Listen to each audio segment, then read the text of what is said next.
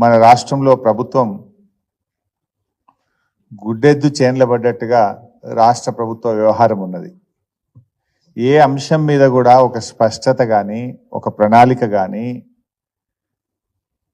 రాష్ట్ర భవిష్యత్తును దృష్టిలో పెట్టుకొని కానీ విద్యార్థుల భవిష్యత్తును దృష్టిలో పెట్టుకొని కానీ ఒక సమగ్రమైన ఆలోచన కానీ సమగ్రమైన విధానం లేకుండా అడ్డదిడ్డంగా ఈ రాష్ట్ర ప్రభుత్వం వ్యవహరిస్తూ ఉంది.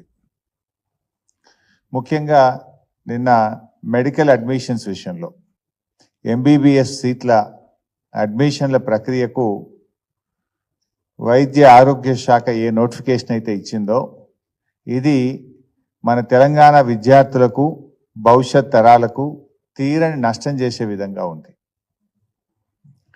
అంటే మన పిల్లలే మనకు స్థానికేతరులుగా మారే ప్రమాదం, తెలంగాణ బిడ్డలు తెలంగాణకు స్థానికేతరులుగా మారే విధంగా